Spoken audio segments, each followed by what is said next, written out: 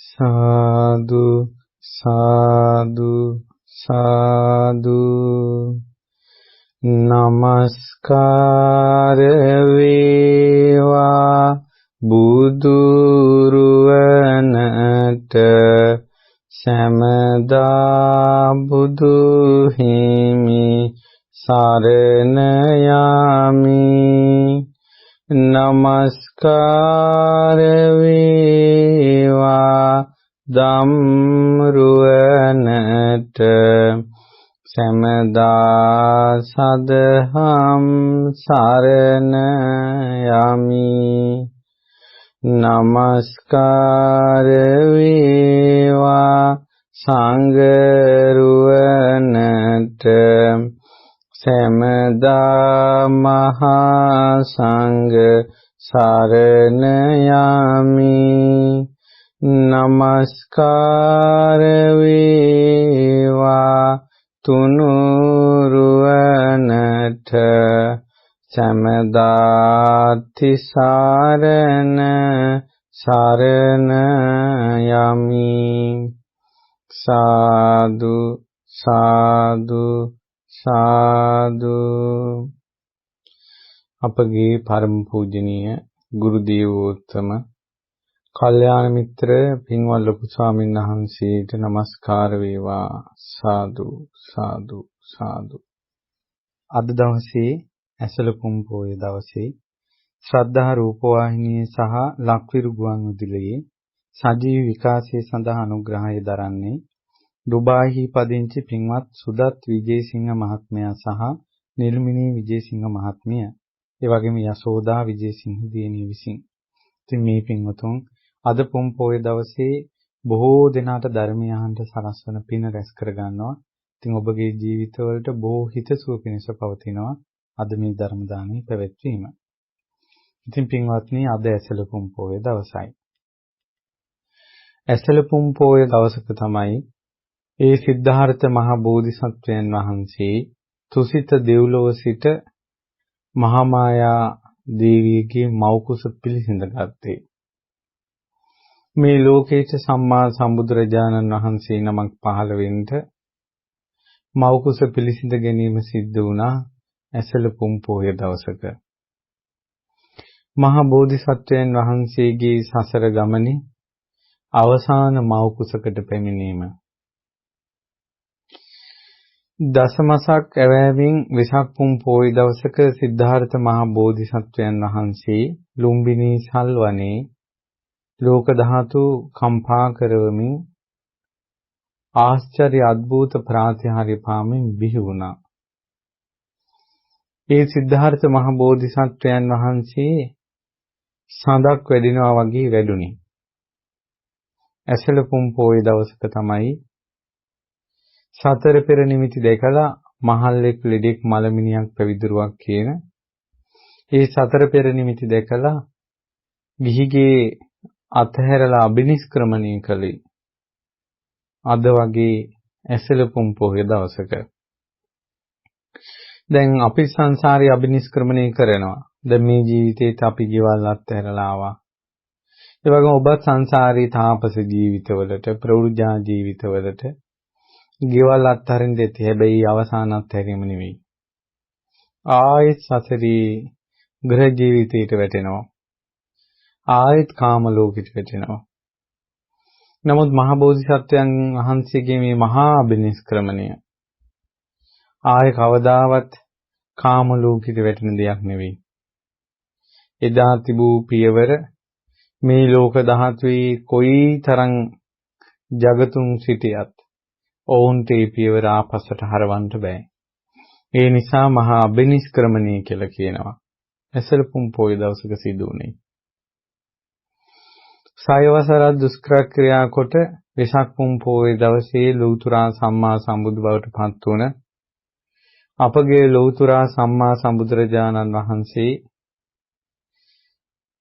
ගයාවේ වජිරාසන මත සම්බුද්ධත්වයට පත් වේ. සත්සති ගතකොට දවස් 49කට පසුව උන්වහන්සේ පළවෙනි ධර්ම දේශනාව සිදු කරන්නේ නැත්නම් ධර්ම චක්‍රය පවත්වීම පිණිස පින්වතුනි රජවරුන්ට තියෙනවා ආඥා චක්‍රයක්. ඒ රජතුමාගේ ආඥාවත් එක්ක තමයි මේ රාජ්‍යයේ අනසක පතුරවන්නේ. බුදුරජාණන් වහන්සේට තියෙනවා ධර්ම චක්‍රයක්. ගෞතම බුද්ධ ශාසනය පවතින්නේ ධර්ම චක්‍රයත් එක්ක. කොහොමද මේ ධර්ම චක්‍රය? චතුරාර්ය සත්‍ය ධර්ම ප්‍රකාශිත 45 වසක් පුරාවට භාග්‍යතුන් වහන්සේ දේශනා කොට වදාළ ඒ උතුම් ධර්ම විනයයි. ඒ තමයි ධර්ම චක්‍රය. මේ පළවෙනි ධර්ම චක්‍රය ප්‍රවර්ධනය කරන්නට අපගේ තථාගත සම්මා සම්බුදුරජාණන් වහන්සේ ගයාවේ සිට වාරාණසී ඉසිපතනේට බොහෝ දුර ගෙවාගෙන සිරිපා සංගල මිහි මණ්ඩලයේ තබමින් වැඩම කළා. එදා උන්වහන්සේට සමග වචනයක්වත් කතා කරන්න හිටියේ මගදී මුණ ගැහුණු උපක විතරයි. ඒ උපක ආදීකයත් අනන්ත ජිනකයාගෙන ඒ නවම වතුරමින් ගියා.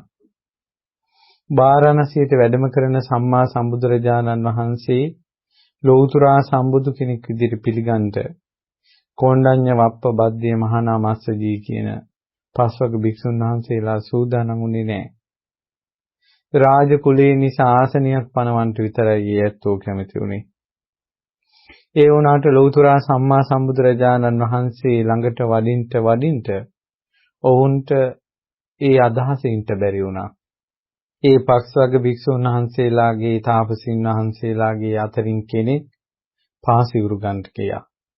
කෙනෙක් පාද පීඨිකාව තිබුවා. කෙනෙක් පාදෝවන පැන්ගෙනාවා. කෙනෙක් පාදෝවනේ කළා. කෙනෙක් ආසන පෙනෙව්වා. ගෞරව බුහුමන් කළා. ඒ වෙලාවේ බුදුරජාන් වහන්සේ වදාලා පින්වත් මහණෙනි මං අමෘතය අවබෝධ කළා. ලෝකේ ධර්මය අවබෝධ කළා. ඊට පස්සේ පිළිගන්න කැමති වුණේ නැහැ. බුදුරජාණන් වහන්සේ වෙලාවේ අහනවා තුන් වතාවක් කියලාත් පිළිගත්තේ නැති තැන පින්වත් මහණෙනි මම මීට කලින් මං සම්මා සම්බුද්ධත්වයට පත් වුණා කියලා තියෙනවද? අනේ නෑ ස්වාමීනි කිව්වා. බලන්නට සත්‍ය වචනයෙන්ම ලෝකෙට සම්බුද්ධත්වය බුදුරජාණන් වහන්සේ ප්‍රතිඥා දුන්නා. මා අමෘතය අවබෝධ කළා පින්වත් මහණෙනි සවන් යොමන්ට මා දේශනා කරන්න.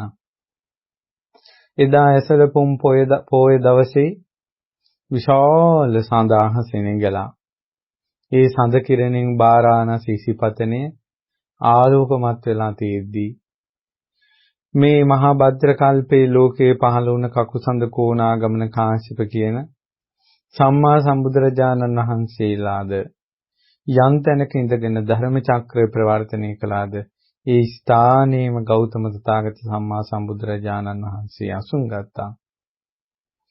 ඒ ගෞතම බුදුරජාණන් වහන්සේ අසුන්ගෙන පස්වග භික්ෂුන් වහන්සේලා උදෙසා ධර්මයේ දේශනා කරනවා.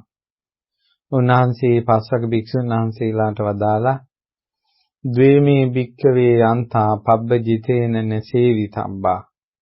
බුදුරජාණන් වහන්සේ වදාලා පැවිද්දන් විසින් නිවන සොයන කෙනා විසින් විමුක්තිය සොයන කෙනා විසින් මේ අන්ත දෙක සේවනය නොකළ යුතුයි කියලා.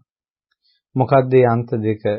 කාමේ කාමසුඛේ ඇලී ගලී වාසය කිරීමක් වේද? ඒ කාමසුඛල්ලිකාන යෝගයේ පැවිද්දා සේවනය නොකළ යුතුයි. එතකොට බුදු කෙනෙක් ලෝකෙට පහළ වෙලා ඉස්සල්ලාම දේශනා කරන බුදුබණ පදේ තමයි මේ කාමසුඛේ ඇලී සිටින්න එපා කියලා. ඊළඟට පැවිද්දා විසින් අත්කිලමතාන යෝගයත් අත්හරින්න ඕන. ඒ අන්ත දෙකට නොපැමිණ තථාගතයන් වහන්සේ මධ්‍යම ප්‍රතිපදාවෙන් තමයි දහං ඇස පහල කරගත්තේ, ඥානෙ පහල කරගත්තේ, ප්‍රඥාව විද්‍යාව ආලෝකේ පහල කරගත්තේ. කුමක්ද මේ මධ්‍යම ප්‍රතිපදාව? අය මේ වාරියෝ අට්ඨංගිකෝ මග්ගෝ, මේ ආර්ය අෂ්ටාංගික මාර්ගයයි. ඒතර බලන්න චතුරාර්ය සත්‍ය ධර්මයේ දේශනා කරන්න කලින්ම බුදුරජාණන් වහන්සේ මාර්ගය දේශනා කරනවා. ඇයි?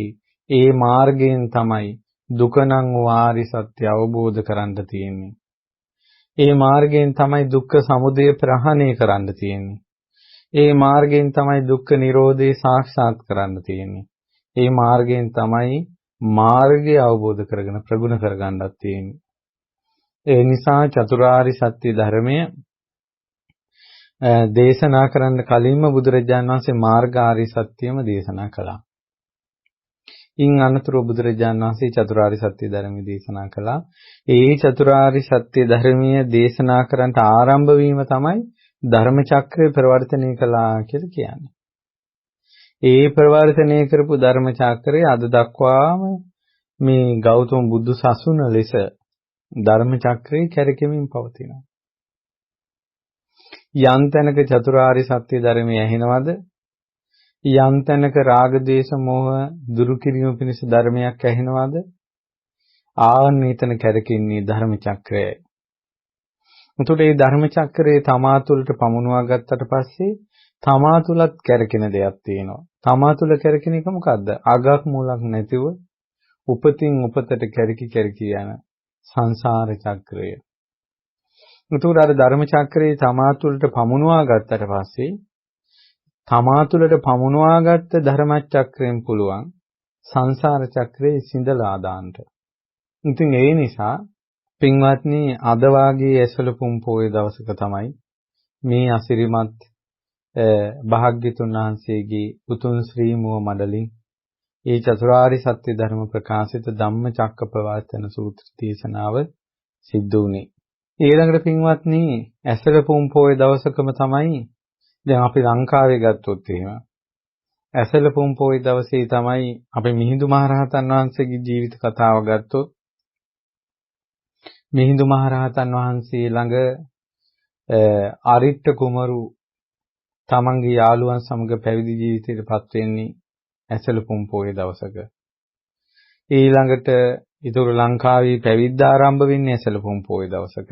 බාරණසි ඉසිපතනි මේ ආඤ්ඤා කොණ්ඩඤ්ඤන් වහන්සේ ඉස්සෙල්ලාම පැවිදි වෙන්නේ ඇසලපුම් පොයේ දවසක. මීට වර්ෂ 2609කට පෙර තමයි ධර්ම චක්‍රය මේ ලෝක ඉස්සෙල්ලාම ධම්ම චක්‍රය ඇසුනේ. මීට වර්ෂ 2609කට පමණ පෙර තමයි ඉස්සෙල්ලාම ශ්‍රාවක සංඝරත්නය බිහි වුණේ ආඤ්ඤා කොණ්ඩඤ්ඤන් වහන්සේ. මේ ලක්දෙරණේද සිංහල පුත්‍රයෙක් ගෞතම බුද්ධ ශාසනය පැවිදුණෙත් ඇසලපුම් පොයේ දවසක. ඉතින් ඒ නිසා අපිට ගොඩාක් අපේ ජීවිතය හා සම්බන්ධ වෙලා තියෙන පුම් පොයේ දවසක්.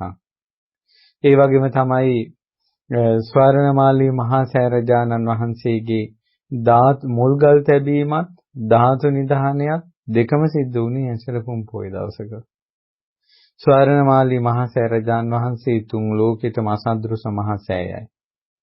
ඒ වගේම මහත් වූ අසිරියක් තමයි ඇසලපුම් පොයේ දවසක් වන අද දිනේම බොහෝ දෙනාගේ ශ්‍රමයෙන් කාලයෙන් ධනෙන් බොහෝ දෙනාගේ බලාපොරොත්තුෙන් බොහෝ දෙනාගේ කැමැත්තෙන් ආසාවෙන් බොහෝ දෙනාගේ සාධුනාදයෙන් බොහෝ දෙනාගේ උපකාරයෙන් බොහෝ දෙනාගේ දහඩිය මහන්සිය හෙලීමෙන් ඉදි වුණ අපගේ පරම පූජනීය ගුරු දේවෝත්තම පින්වත් ලොකු ස්වාමීන් වහන්සේගේ සම්පූර්ණ අධීක්ෂණයෙන් ආශිර්වාදයෙන් මඟ පෙන්වීමෙන් ඉදි වුණ ශ්‍රී අඟුලිමාල මහා සෑරජානන් වහන්සේගේ ධාතු නිධානයත් අදටම යෙදුණා. ඉතින් ඒ නිසා මේ වාගේ මහා ආශිර්වාදමත් ආනුභාව සම්පන්න මේ සිංහල බෞද්ධයන්ටත් සකල ලෝකවාසී සියලු දෙනාටත් යහපත පිණිස පවතින පුම් පොහේ දවසක්. ඉතින් මට හිතුණා අද මේ පුම් පොහේ දවසේ බුදුරජාණන් වහන්සේගේ ධර්ම චක්‍රය කැරකි ගිය හැටි. ඊළඟට මේ ධර්ම චක්‍රයේ තමා තුළට පමුණවා ගත්ත නිසා සංසාර චක්‍රය සිඳගත් ජීවිත පිළිබඳව යම්කිසි විස්තරයක් කළොත් හොඳයි කියලා. ඒ නිසා පින්වත්නි මේ ලෝකයේ මෙහෙම දෙයක් තියෙනවා. ඒ තමයි මේ ධර්ම චක්‍රයේ කැරකි යනකොට එහෙම නැත්නම් මේ උතුම් ශ්‍රී සද්ධර්මයේ ඇසෙනකොට ඒ ශ්‍රී සද්ධර්මයේ තමා තුළට යම් කෙනෙක් පමුණවා ගත්තොත් තමන්ගේ සංසාර චක්‍රයේ සිඳලෙනවා කියලා මතක් කළානේ. පින්වත්නි මේ ලෝකේ ඉන්නවා රාගයෙන් පීඩා විඳින අය. මේ ලෝකේ ඉන්නවා ද්වේෂයෙන් පීඩා විඳින අය. මේ ලෝකේ ඉන්නවා මෝහයෙන් පීඩා විඳින අය. මේ ලෝකේ ඉන්නවා ඉරිස්යාවෙන් පීඩා විඳින අය. වෛරයෙන්, ඊළඟට එකට එක කිරීමෙන්, මාන්නෙන්, ඊළඟට බද්ධ වෛරයෙන්, ඒ වගේම කුහක කමින්, ගුණමකු කමින්, සල්ලාල කමින් නොයේක් විදිහට ජීවත් වෙන ජීවිත. අපි ගත්තොත් එහෙම මිනිස්සු 100ක් ගත්තොත් චරිත 100ක්. මිනිස්සු 1000ක් ගත්තොත් චරිත 1000ක්. කෝටි 700කට වැඩි ජනයා දෙස බලද්දී ජීවිත කතා කෝටි 700 ගාන. හැබැයි මේ කෝටි 700 ගානක් ජීවිතවලට මේ ධර්ම චක්‍රයේ පමුණවා ගත්තොත් භාග්‍යතුන් වහන්සේගේ පිරිසුදු ශ්‍රී සද්ධර්මයේ චතුරාර්ය සත්‍ය ධර්මයේ ප්‍රකාශිත මේ ධර්මයේ තමන්ගේ ජීවිතයට පමුණවා ගත්තොත් ඒ ජීවිතේ කොටස් 4කට බෙදෙනවා. ඒ 4 එක්කෝ සෝතාපන්න, එක්කෝ සකදාගාමී, එක්කෝ අනාගාමී, එක්කෝ අරහත්.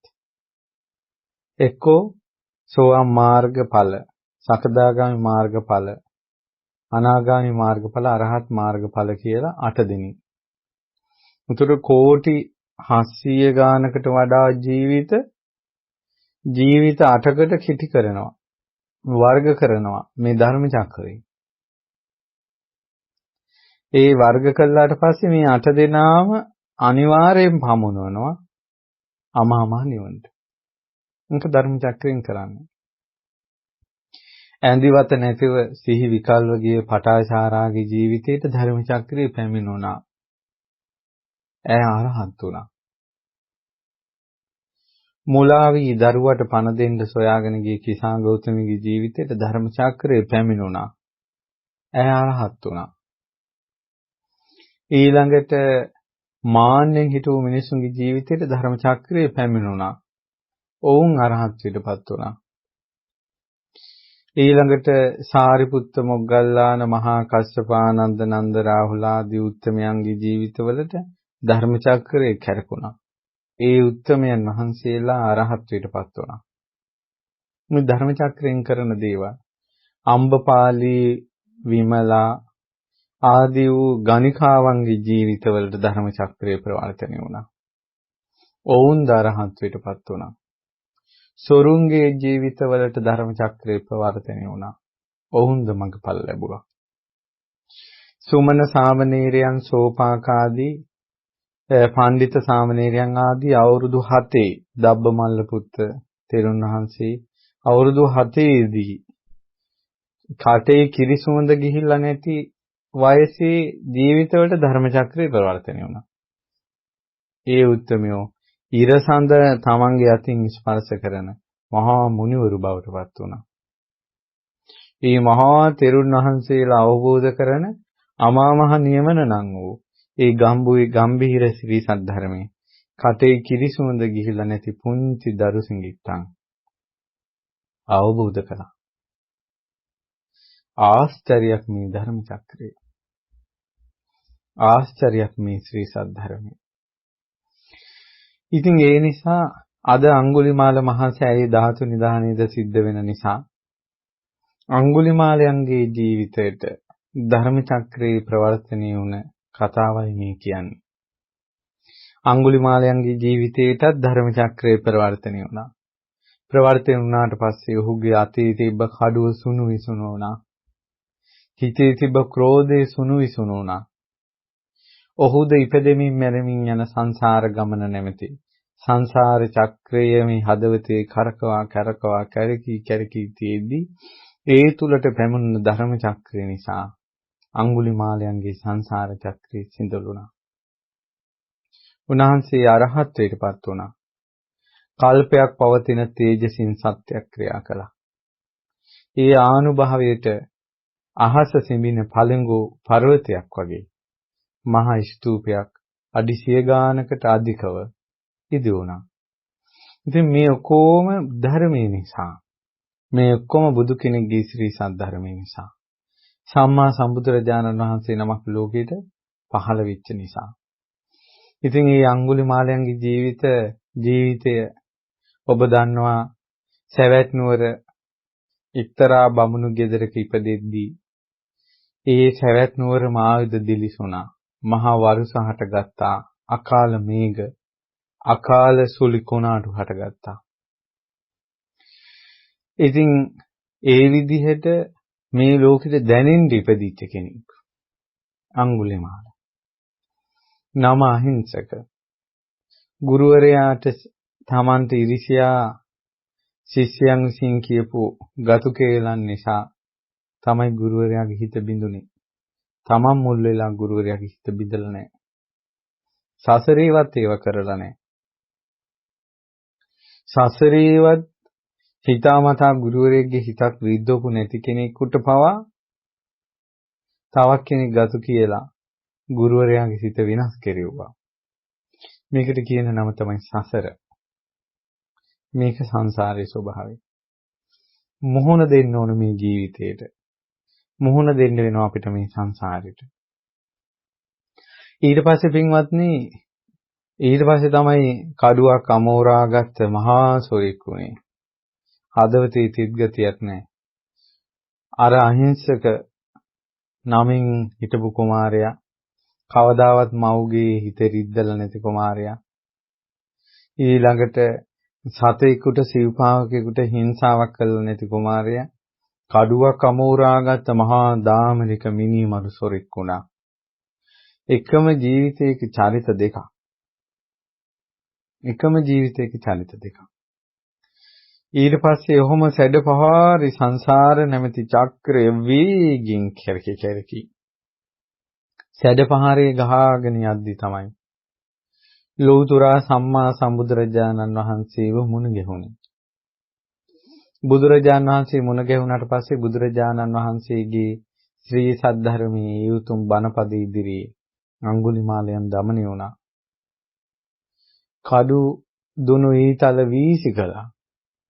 භාග්‍යවතුන් වහන්සේගේ සිරිපා කමල් ළඟ වැඳ වැටුණා. පැවිද්ද ඉල්ලා සිටියා. ධර්ම චක්‍රයේම ජීවිතයට පමුණවා ගත්තා. දුක නම් වූ ආර්ය සත්‍ය අවබෝධ කරන්ට, සමුදය නම් වූ ආර්ය සත්‍ය අවබෝධ කරන්ට, නිරෝධය නම් වූ ආර්ය සත්‍ය අවබෝධ කරන්ට, මාර්ගය නම් වූ ආර්ය සත්‍ය අවබෝධ කරන්ට අප්‍රමාදී වුණා. ඒ අප්‍රමාදීම ඇලි වාසය කළා. ලෝකෙන් එන බැනුම්, ලෝකෙන් එන උපවාද, තමාට දාන්නේ නැතිවීම, අහක යන ගල් වැදිලා පාත්‍රේ කැඩෙන එක, ඒව ප්‍රශ්නයක් කරගත්තේ නැහැ. ඒව ප්‍රශ්නයක් වෙන්නේම ප්‍රමාදී වූ කෙනාටමයි. අප්‍රමාදී වූ කෙනාට මේ ලෝකයෙන් එන මේ දුක්, කංකටොළු, කරදර, අටලෝ දහම කැරකී යන්නේක අප්‍රමාදී වූ කෙනාට ප්‍රශ්නයක් වෙන්නේ නැහැ. ප්‍රමාදී වූ කෙනාටමයි ප්‍රශ්නේ වෙන්නේ. ඉතින් ඒ නිසා අප්‍රමාදී ඇලී වාසය කළා. උන්වහන්සේද සම්මා සම්බුදුරජාණන් වහන්සේගේ ශාසනයේ අරහත්ත්වයටපත් වුණා. අරහත්ත්වයටපත් වෙලා ඒ අඟුලිමාලයන් මේ ලෝකෙට බොහෝ ආශිර්වාදයක් කළා. ඒ තමයි කුසදරුමවක් දරුවන් බිහි කරගෙන ඉන්න බැරි වෙලාවේ, මෝඩ ගර්භව සිටි වෙලාවේ කරපු සත්‍යක්‍රියාව. ඔබ මේ ගැන ගොඩක් විස්තර දන්න නිසායි මම මේ කෙටියෙන් කිව්වේ. මට අද උවමනා වුණා පින්වතුනි, ඒ අඟුලිමාලයන්ගේ ජීවිතේ චරිත දෙකක් තිබ්බනේ. එකක් තමයි අහිංසක කියන චරිතේ, අනිත් එක තමයි අඟුලිමාල චරිතේ. රහතන් වහන්සේ කියන්නේ වෙනම එකක්. ඒකට අහිංසක තමයි අඟුලිමාල උනේ. චරිත දෙකක්. ඔබ දෙස බලන්න. ඔබ මේ ලෝකෙට පහළ වෙනකොට රාග දේශ මොහ කියලා දෙයක් දන්නේවත් නැහැ. නමුත් දැන් කොහොමද ඔබගේ හිතවල ස්වභාවය? රාගයෙන් පීඩා විඳිනවා, ද්වේෂයෙන් පීඩා විඳිනවා, මෝහයෙන් පීඩා විඳිනවා. ඉපදෙනකොට ඇඟේ නූල් පොටක් නැතුව ඉපදුනේ. අපි අරගෙන ආවෙත් මේ දෙතිස් කුණප කොට්ටාසේ. නූල් පොටක් බාහිරව කියලා අරගෙන ආවේ නැහැ. අම්මත් එක්ක සම්බන්ධ වෙලා හිටපු පෙකිනි වැලත් කඩාගෙනම තමයි අපිත් ඉපදුනේ. පෙකිනි වැලේවත් සම්බන්ධේ නැතුව ඉපදුනේ. එහෙම ඉපදිලා මැරෙනකොට අල්ලගන්න දේවල් ටික බලන්න. අර ඉඩම, මේ ඉඩම, අහවලා මගේ, ඔයා මගේ, දරුවෝ මගේ, මගේ කියලා කොච්චර ගොඩක් අල්ලා ගන්නවද කියලා බලන්න මැරෙනකොට. අපිම මේ ජීවිතේ චරිත කීයක් වෙලාද? මෙන්න මේ විදිහට එකම කෙනා චරිත කිහිපයක් වෙන නිසා කලකිරෙනවා. අවබෝධයක් කරා යන්න ඒකම ප්‍රස්තුතයක් කරගත්ත අවස්ථා තියෙනවා. මේ චරිත වෙනස් වීම. මම ඒකට උදාහරණයක් කියන්නම් අඟුලිමාල මහරහතන් වහන්සේගේ ජීවිතේම. මේ අඟුලිමාලයන්ගේ සංසාර ජීවිතය. ජයද්දිස ජාතකයේ පින්වත්නි මව පෝෂණය කරන මවුට සිනහවන්ත එක්තරා භික්ෂුන් වහන්සේ නමක් හිටියා. එතකොට මේ භික්ෂුන් වහන්සේ මවුට මේ උපස්ථාන කරනවා, පියාට උපස්ථාන කරනවා. ඒ ගැන බලනවා. බුදුරජාණන් වහන්සේ මේට ප්‍රශංසා කළා. බුදුරජාණන් වහන්සේ වදාලා අතීතයේ වෙච්ච සිද්ධියක් දේශනා කරන්න. බුදුරජාණන් වහන්සේ ඒ මොහොතේ තමයි මේ විස්තරය අතීත විස්තරය වදාළේ. අතීතයේ පින්වත්නි කම්පිල්ල රට උත්තර පංචාල කියලා මේ රජ කෙනෙක් හිටියා. ඔහුගේ අගමේසියට කුසේ දරුවෙක් විහිටියා. සංසාරේ ඒ අගමේසියට වෛර කරපු යක්ෂණියක් හිටියේ. යක්ෂණිය උඹට ඉපදෙන දරුවා මං කනවා කියලා ශාප කළා සංසාරේ. කලින් මේ පටලැවිලක් මොකක් හරි. ඊට පස්සේ මේ රජ බිසවට ඉපදෙන දරුවා කනවා මේ යක්ෂණිය. ඔන්න ඔය වගේ සිද්ධි අදත් තියෙනවා. මේ කාලේ නම් දරුවා ඉපදුනාට පස්සේ ඇවිල්ලා ඒ අම්මට පේන්නම තමයි මේ යක්ෂණී දරුවෝ කාලා තියෙන චර ගාලා. අද කාලේ තියෙනවා මේ කුස ගස්සා කරනවා. ඒ දරුවා බිහි වෙන්න දෙන්නේ නැහැ. දරුවෝ ඒ දරු බිල්ල ගන්නවා. ඒ වගේ ස්වභාවයන් ලෝකේ තියෙනවා. ඊට පස්සේ මොකද වුනේ? මේ විදිහට දරුවෝ දෙන්නේ කෑවා. තුන්වෙනි පාර රජතුමාගේ අගබිසවට දරුවා බිහි වෙනකොට ගොඩාක් ආරක්ෂාව දාලා තිබ්බේ වටේට. ඒ දරුවා බිහි වෙලා තියෙනකොටම ආර යක්ෂණී ඉව වැටිලා ආයෙ ආවා. ඒකට මේ යක්ෂණී එන බව පේන්නේ අම්මට විතරයි. ඊට පස්සේ අම්මා අර යක්ෂණී දැකලා මේ කෑ ගැහුවා අන්න අර යක්ෂණී එනවා කියලා. ආපු ගමම යක්ෂණී දරුවා ගත්තා, දැහැ ගත්තා. දැහැ ගන්නකොටම අර අම්මගේ වචනේ මෙන්න මෙතනයි මේ යක්ෂණී ඉන්නේ කියලා කෑ ගහනකොට අර ආයුධ අරන් සේනාව වට කළා. වට කරනකොට යක්ෂණී එක පිම්මට මාලිගාවේ ඉඳලා දොරටුවට එක පියවරක්, දොරටුවේ ඉඳලා වනයේට එක පියවරක් ගානේ පැනලා ගියා. මේ දරුවා දැන් මෙහෙම කරගෙන අල්ලගෙන පැනලා යනකොට අර මේ උඩුකය නිරුවත්ව ඉන්න අර යක්ෂණීගේ මේ පපුව ස්පර්ශ වුණා අර පොඩි දරුවගේ. පුංචි දරුවෙක් ඉපදුනාට පස්සේ ඒ දරුවා හැම වෙලාවෙම බලන්නේ කිරි හොයන්නේ. කුස ගින්න නිවා ගන්න. ඊට පස්සේ මේ යක්ෂණීගේ පපුවෙන් කිරි උරන්න ගත්තා දැන් මේ අර පොඩි දරුවා. පුංචි දරු සිඟිත්තෙක් එහෙම මේ යක්ෂණීගේ පපුවෙන් කිරි උරනකොට අර යක්ෂණීට නොදැනීම දරු දුක හටගත්තා. දරු දුක හටගත්තාට පස්සේ යක්ෂණී කිරිපෝල ඒ දරුවා පෝෂණය කළ කන් නැතු. මට මේ විස්තරේ කියනකොට මතක් වුණා දැන් බලන්න අර වෛරෙන්නේ අම්මලා අතරනේ. ඒ නිසා අම්මලාගේ වෛරයට දරුවෝ ගොදුරු වුණා. නමුත් දරුවා තුල වෛරයක්වත් මොකක්වත් නැතුව දරුවා මෛත්‍රී සහගත වෙච්ච නිසා අර යක්ෂණීට ඒ දරුවා ගොදුරු කරගන්න බැරි වුණා. ඒ නිසා සමහර ගෙවල් වල ප්‍රශ්න තියෙන්න පුළුවන්. වෙන පටලැවිලි නිසා පරිගැනීම නොපෙනෙන ලෝකේ වුණා. හැබැයි සමහරට තමන් එකට අදාළ නැහැ. නමුත් තමන් ගොදුරක් වෙලා ඒකට. හැබැයි තමන් මෛත්‍රියෙන් ඉන්නවනම් ඒ මෛත්‍රිය බලයෙන් තමන්ට කරදර කරන්න එන බලවේග දමනය වෙනවා. මට මුණ ගැහිලා තියෙන ඒ වගේ අය. මට එක මුණ ගැහුණ එක මේ පවුලක් ඒ පවුලේ අය ගොඩක් කරදර වලට පත් වෙලා හිඟමනට වැටෙන විදිහට කරදර ඇවිල්ලා. ඒතකොට මේ අයට හරියට ප්‍රකට වෙලා තියෙනවා මේක කවුරු හරි Tamanට කරපු කරදරයක් කියලා. ඊට පස්සේ අවසානයේ මෙයාලා ගෙදර කන්න බොන්නවත් නැති වෙලා තියෙන කාලේ ආරංචි වෙලා ගමේ පන්සලේ ධර්මශාලාව හදනවා, ධර්මශාලාවේ වහලේ ගහනවා කියලා. ඒකේ බාල්කවලට තමන්ගේ ගෙදර තිබ්බ ගහක් පූජා කළා.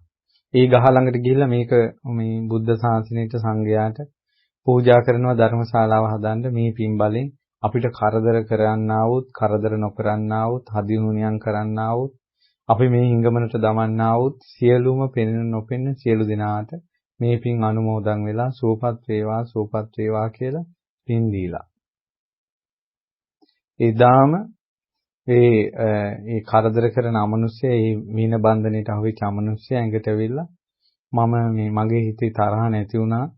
නමුත් මම බන්ධනයකට අහුවෙලා තියෙන නිසා උඹලා ළඟින් මට යන්න බෑ. හැබැයි උඹලා පාරට වැටිච්ච එකෙන් ගොඩ එන්න මං ක්‍රමයක් කියන්නම් කියලා.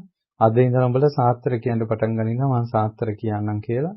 ඒ දේවාලයක් දාගෙන ජීවත් වෙන්න ගත්තා.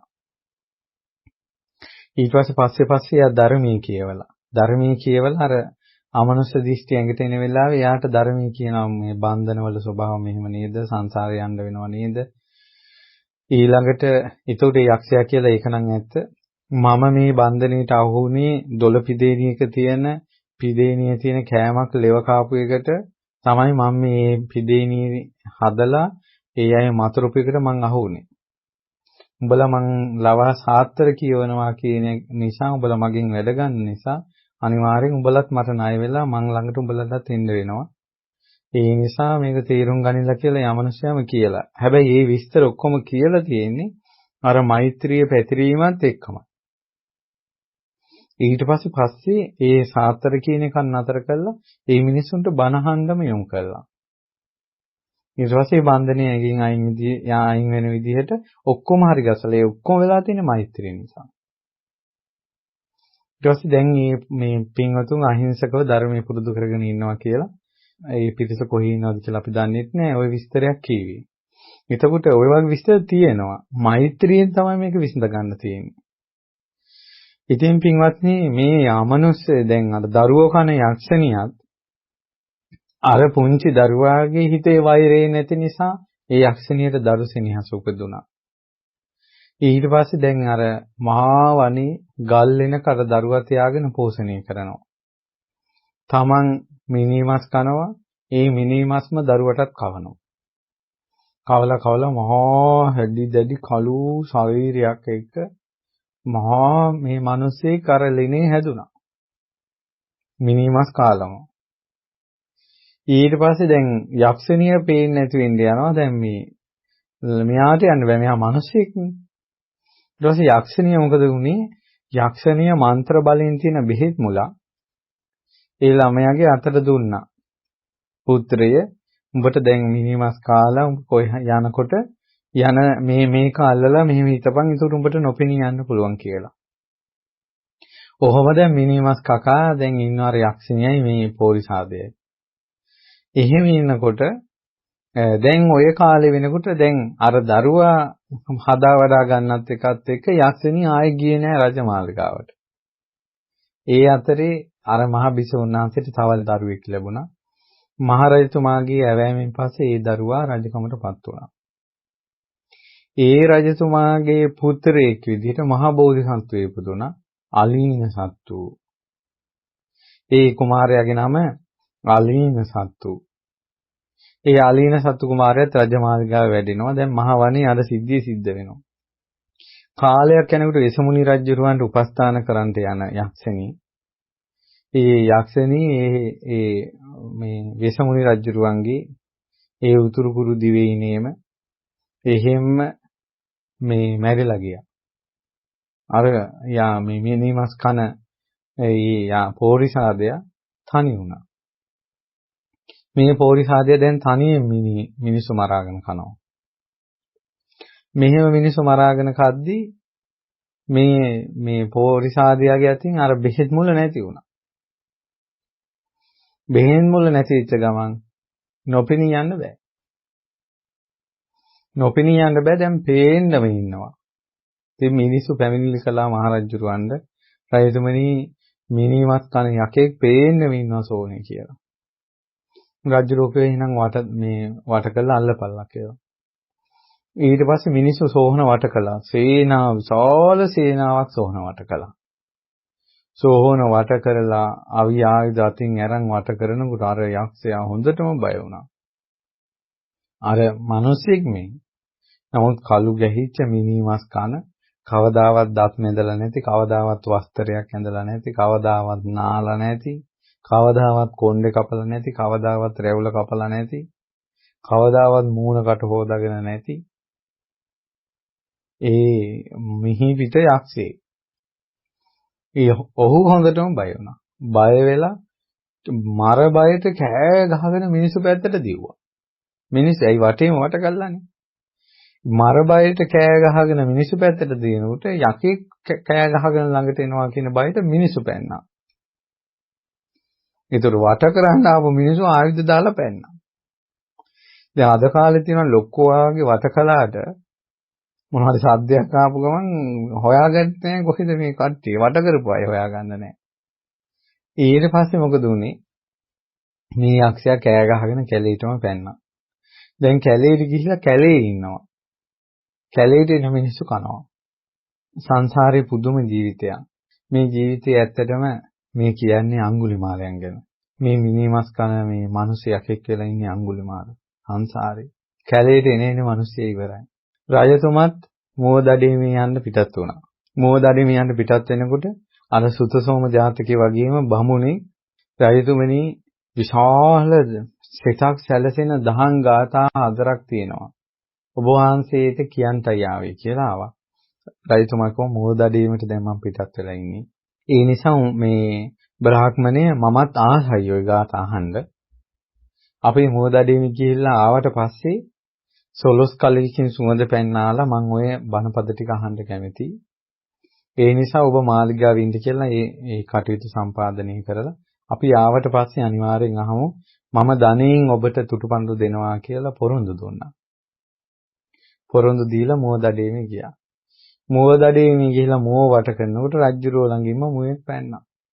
ඒතකොට ඒ කාලේ චාරිත්‍රය තමයි කවුරු හරි ළඟින් මුවෙක් පයින්නවා නම් එයාම ගිහිල්ලා මුව අල්ලනවා. රාජතුමා ඈත වනයේට මුවා පිටිපස්සේ ගිහිල්ලා යොදුන් 3 කිලෝමීටර් 30ක් දුවලා තියෙනවා රජුරෝ. දුවලා අර මුවා දිබෑ කළා කරේ තියාගෙන එනකොට විශාල නුග ගහක් තියෙනවා. ඒ විශාල නුග ගහ යට නිදාගත්තා. ඔය විශාල නුග ගහේ ඇතුලේ බෙනේක තමයි අර පෝරිසාදයා ඉන්නේ. මේ පෝරිසාදයා ඔය කැලේ යන මිනිස්සු ටිකක් මරා ගන්න ගිහිල්ලා එතන සේනාව වැඩි වෙලා ඒ පෝරිසාදයා පැනලා දුවද්දි කකුල තුවාල වෙලා දවස් 7ක් කන්න නැතුව ওই ගහේ බෙනේ හිටියා. ඒතකොට දවස් 7ක් ගහේ බෙනේ ඉන්නකොට මේ අර මුවේ ගෙනාපු සද්දේ අර මිනිස්සෙක් ආපු සද්දේ ඇහුණා. ඇහිලා බෙනේ ඇතුලෙන් හොඳට බලලා අර රජතුමා මුවා එතන දාලා ගහ යටම නිදාගත්තා. නිදාගත්තට පස්සේ ආර පෝරිසාදයා ඒ ගහෙන් ඇතුලෙන් මතුවුණා. මතුවලා රජතුමා ඉස්සර ඉඳගෙන හක ගා hina වුණා. මම හිතන විදිහට රජතුමාගේ බය හිතා ගන්න බෑ.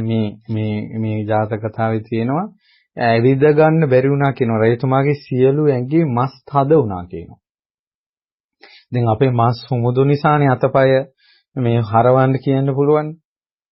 මස් තද වුණා. දැන් බලන්න කෙන්ඩ පෙල්ලුණාට පස්සේ මොනවත් කරගන්න බෑනේ. ඒ යකා දකිනකොටම ඇඟේ මස් තද වුණා කියන ඇවිද ගන්න බෑ. ඊට පස්සේ රජතුමාගෙන් අහනවා තෝ කවුද? ඊට පස්සේ කිව්වා මං මේ කම්පිල්ල රටේ ජයද්දිස රජුරෝ කියන්නේ මට කියලා කිව්වා. ඊට පස්සේ කිව්වා මේ හරියට ආපු එකෙක් මගේ ගොදුරක්. මං දවස් 7ක් දැන් කන්න නැතුව ඉන්නේ. මට තෝ හම්බෙච්ච එක හොඳයි. දැන් තෝ කනවා. ඊට පස්සේ කිව්වා මාව බේරන්න මේ මුවා කන්න. ඊට පස්සේ කිව්වා තෝ මොනවද දැන් මේ කියන්නේ? තෝ කෑවට පස්සේ මුවත් මට ආйти. මංගී ඒවා මට දෙන්න ඕමනාවක් නැහැ කිව්වා. ඊට පස්සේ අර රජුරෝ අත් දෙක එකතු කරලා වැන්දා. කොච්චර බය වුණාද කියනවනම් ළඟ කඩුවක් තියෙනවා, දුනුයි තල තියෙනවා, රාජ සිල්පස් තියෙනවා. ඒ ඔක්කොම අමතකයි. ඒ ඔක්කොම අමතකයි. ඇයි කවදාවත් නියපොතු කපලා නැති, කවදාවත් රැවුල කපලා නැති, කවදාවත් කොණ්ඩේ කපලා නැති, කවදාවත් දත් මෙදලා නැති, කවදාවත් මූණ හොදලා නැති, ඇඟේ වස්ත්‍ර නූල් පොටක් නැති ඔය යක්ෂයෙක් ඉස්සරහින් ඉන්නවා. මිනිස්සෙක්ගේ. මනුස්ස කියලා කතාවක් මෙතන නෑ දැන්. ඊට පස්සේ රජුරෝ අනේක ප්‍රකාර දේවල් වලින් දියුරුවා. මට එකම එක ප්‍රශ්නයයි තියෙන්නේ ඒ තමයි අර බ්‍රාහ්මණයාගේ ගාථා ටික මං අහලා ඒකට මේ වස්තුව දීලා එන්නම්. උතුර බලන්න අර සුතසෝම ජාතකය අහලා තියෙන අය දන්නවා මේ විදිහම සිද්ධියක් සුතසෝම ජාතකයේ සිද්ධ වෙනවා. දැන් මේවා බලාගෙන යනකොට තේරෙනවා සමහර අය මූණ දෙන ජීවිතේ සංසිද්ධි ජීවිතෙන් ජීවිතේටම එක ජීවිතයක් දෙකක් නෙවෙයි ගොඩාක් ජීවිතවලදී මූණ දෙන්න වෙනවා. ඒ නිසා ඔය දුක් විඳින මිනිස්සුන්ට මේ කියන්නේ සමහරවිට ස්වාමියාගේ ප්‍රශ්න, බිරිඳගේ ප්‍රශ්න, දරුවන්ගේ ප්‍රශ්න නිසා දුක් විඳින ජීවිතේ නොයේක් හැලහැප්පින් වලට මූණ දීලා දුක් විඳින මිනිස්සුන්ට පින්වතුනි සමහර වෙලාවට ඕක ජීවිතෙන් ජීවිතයට යනවා. ජීවිතෙන් ජීවිතයට යනවා. හොඳම දේ ඕක මේ ජීවිතේම වෙනස් කරන එක. ඔබගේ සංසාර ගමන වෙනස් කරන්න පුළුවන් නේම ධර්මයෙන්. ඔබ මේ ජීවිතයේ තිසරණයට පැමිණිලා මේ ආර්ය සත්‍ය අවබෝධ කරගෙන ඒ ධර්මය අවබෝධ කරගන්න පැත්තකට ඔබ ආවේ නැත්තම් ඔබ ඔය දැන් මූණ දෙන ප්‍රශ්න කරදර සසරේත් ওই විදිහටම හම්බ වෙයි. මේ අඟුලිමාලයන්ට මේ සංසාරේ වෙච්ච දේවල් ආවනේ ජීවිතෙන් ජීවිතයට එකම විදිහට. පුදුම සහගතයි. ඊට පස්සේ අර සත්‍ය මත සපත කරපු නිසා එහෙනම් ගිහිල්ලා වරකියෝ. ඊට පස්සේ ඔන්න දැන් රජතුමා මාලිගාවට ගිහිල්ලා සුවඳ පැන් කලවලින් නාලා අර ගාථා අහලා ඒ උහුට වස්තුව දීලා පුත්‍රයාට රාජ්‍ය පැවරුව අලීන සත්තු.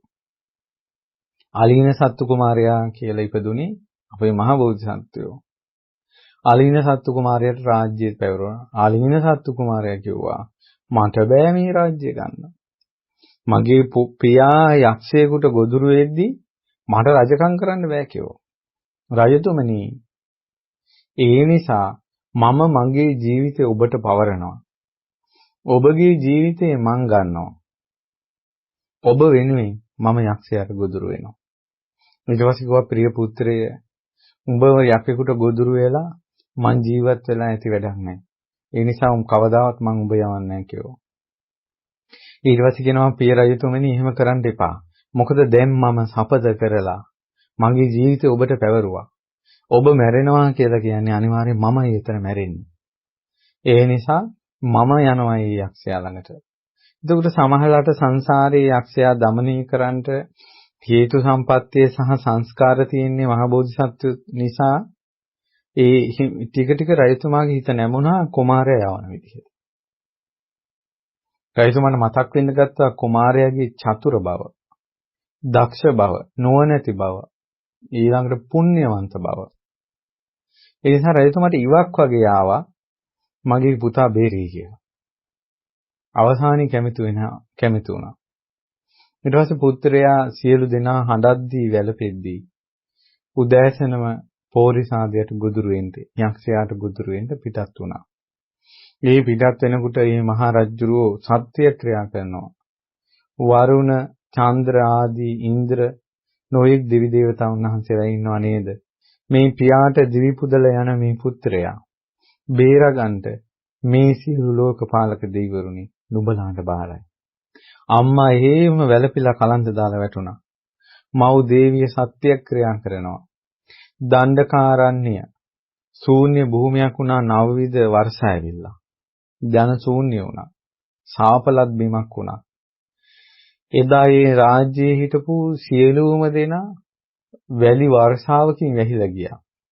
එදා ඒ දණ්ඩකාරණ්‍ය කියන ඒ ගමට ආපු රාම කියන පුත්‍රයා තමන්ගේ දෙමව්පියන්ට අපෝපස්ථාන කර කර හිටපු කෙනෙක්. ඔහු අර ආයුධ වර්ෂා වැලි වර්ෂා අහසෙන් එද්දී ඒ දණ්ඩකාරණ්‍ය සම්පූර්ණ ජනශූන්‍ය වුණේ ඉරිසින් වරුන්ගේ සාපේකින් දේව සාපේකින්. එදා අහසින් අර ආයුධ වැටෙද්දි වැලි වැටෙද්දි Taman දෙමව්පියන්ට උපස්ථාන කරන කෙනෙක් කියලා සිහි කරනකොටම දෙව්වරු ඔහු එතනින් අතුරුදහන් කළා බාරණසි Tamanගේ දෙමව්පියන් ගෙවල් වල තිබ්බා. ඒකට ඒ දණ්ඩකාරාන්නේ හිටපු ජනතාවගෙන් බේරුනේ එකම එක කෙනයි. එයා දෙමව්පියන්ට උපස්ථාන කරපු කෙනෙක්. මේක ලෝකේ ප්‍රසිද්ධයි. ඒ මෑණියෝ කියනවා ඒ දෙමව්පියන්ට උපස්ථාන කරපු රාම කියන පුත්‍රයා දණ්ඩකාරාන්නේ ජනශූන්‍ය වෙද්දි බේරුණේ යන්සේද. ඒකාන්තේ මාගේ පුත්‍රය. උඹ දෙමව්පියන්ගේ හිත රිදවපු කෙනෙක් නෙවෙයි. නුඹද බේරේවා. තමන්ගේ නැගණිය ඉන්නවා. නැගණිය සත්‍යක්‍රියා කළා. මාගේ සහෝදරය අයියන්ඩේ උපන්දා ඉඳලා අද දක්වා අයියන්ඩේ නුඹ මගේ හිත රිදවලා නැහැ. මමත් මගේ හිතෙන්වත් නුඹ ගැන නරකක් තරහ සිටිවිල්ල හිතලා නැහැ. සත්‍යය මගේ අයියන්ඩේ ආයේ මට දකින්න ලැබේවා. කොහොමද අද ඉන්න නංගි කෙනෙකුට තමන්ගේ අයියා ගැන ඔහොම සත්‍යක්‍රියාවක් කරන්න පුළුවන්ද? අයියලා ඉන්නෙත් නංගිලාගේ හිත රිදවරිදවා. වද දිදී. නංගිලා ඉන්නෙත් අයියලත් එක්ක හිත රිදවරිදවා. වද දිදී. නෑනලා මස්සිනාලා වගේ රණ්ඩු සරුවල් වෙනවා. හිත රිදව ගන්නවා. අර ආදරේ සෙනෙහස කියන එක ජීවිතවලින් වාස්ප වෙලා. මේ නැගණිය කියනවා මම මගේ අයියන්ඩිගේ හිත රිදලා නෑ මෙච්චර කාලෙකට. අයියන්ඩි නුඹ මගේ හිත රිදවලා නෑ මෙච්චර කාලෙකට. ඒ සත්‍යානුභවයෙන් නුඹ සුවසේ පැමිණේවා. ඔහුගේ බිරිඳ අලීන සත්තු කුමාරයාගේ බිරිඳ කියනවා මා යම් දවසකද ඔබ සමග විවාහ වුණ ඉදා ඉඳලා අද දක්වා වෙන පිරිමියෙක් ගැන මං හිතලා නැහැ. පතිවෘතාවෙන් යුක්තයි. මේ යසෝදරා. ඒ පතිවෘතාවේ සත්‍යයි සත්‍යානුභවයෙන් මාගේ ස්වාමියා සුවසේ පැමිණේවා කියලා. ඉතින් අර අලීන සත්තු කුමාරයා මහවණේට යනකොට ඒ නුගරුක්ෂේ කරා පැමිණෙනකොට දැන් අර පෝරිහාදයා කල්පනා කළා කොහොම ඊද දන්නේ නැහැ කියලා මහා ගහේ මුදුනේ නොපෙනෙන්න හිටියා මේ ගස් බෙනේක. අර කුමාරයා තනියෙන් පැමිණෙනවා දැකලා පුදුම හිතුණා. ඊට ගහෙන් පැනලා පිටිපස්සේ කුමාරයා එන පැත්තට තියලා හක ගගා hina වී හිටියා. ඊට පස්සේ කිව්වා මං මහරජුරුවන්ගේ පුත්‍රයා. ජීවිතේ හුවමාරු කළා තාත්තා වෙනුවෙන් පුතා ආවා කියලා කිව්වා. ඊට පස්සේ කිව්වා මම දැනගත්තා කිව්වා තෝගේ මොහොනයි ඒකාගේ මොහොනයි දෙකම එකයි. ඒ නිසා තෝ පුතා තමයි කිව්වා. හැබැයි උඹ දුෂ්කර දෙයක් කළා කිව්වා. තාත්තා වෙනුවෙන් මට බිලිවෙන්න ආපු එක තෝ කරපු දුෂ්කර දෙයක්. ඊට පස්සේ කිව්වා මම දුෂ්කර දෙයක් කළේ නෑ. යම්කිසි පුතෙක් දෙමව්පියන්ගේ බර කරට ගන්නවද? දෙමව්පියන්ගේ වගකීම පුතෙක් ගන්නවද? ඒ පුතා මරණින් මත්තේ සුගතිය යනවා කියලා. මං මේ ධර්මයේ පිහිටලා ඉන්නවා. ඒ නිසා යහපත පිණිස සුගතිය පිණිස තියෙන වැඩක් නිසා මම දුෂ්කර දෙයක් කළේ නෑ කිව්වා මට මේක පහසුවෙන් කරන්න පුළුවන් කියලා. මේ ළමයා කතා කරනකොට මේ අර යක්ෂයාගේ හදවතට බය එනවා. කිව්වා දැන් කියාපන්. දැන් අලින සතු කුමාරයා කියනවා අර යක්ෂයාට කියාපන් මේ මහා විශාල වෘක්ෂයේ ඉඳලා මම බිමට පනින්න ඕනේද? පැන්නට පස්සේ චූටි චප්ප වෙන ශරීරයෙන් පොඩි මස් කාලිය අරන් ඔබට කන්න ඕනේද? මම පනින්නම් දෙන්න. කියාපන් මෙතන මහා ගිනි ගොඩක් ගහන්න ඕනේද? ඒ ගිනි ගොඩ ගැහුවට පස්සේ මම ඒ ගිනි ගොඩ පනිනවා. ගින්නෙන් පිච්චෙන මස් කෑලි ඔබට කන්න ඕනේද? මට කළ යුතු දේ කියාපන් කිව්වා. අතේ කඩුවක් නැතුව අතේ ආයුධයක් නැතුව ඒ අලීන සත්තු කුමාරයා මේ පෝරිසාදයට එක්ක කතා කරන්නේ. ඊට පස්සේ පෝරිසාදයා කියන වචනෙන් බය වුණා. බය වෙලා පෝරිසාදයා කල්පනා කළා මේ වගේ එකෙක් ඇවුනම් මොකක් වෙයිද දන්නේ නැහැ මට. ජීවිතේට මෙහෙම මිනිසෙක් මුණ ගැහිලා නැහැ මට. ඒ නිසා උපක්‍රමයෙන් මේකව මෙතනින් පන්නන්න ඕන. මට නම් බෑ මේක ගැඟට අත තියන්න කියලා බය වුණා. බලන්න නිර්භීතකම. අද ඔක්කොම මේ මනුස්ස අමනුස්ස නොයේක් ප්‍රශ්න ඉන්නේ හිතවල තියෙන ලාමකකමත් එක්ක. නිර්භීත නැහැ. හිත දැඩි නැහැ. හිත ඍජු නැහැ. හරි චංචලයි.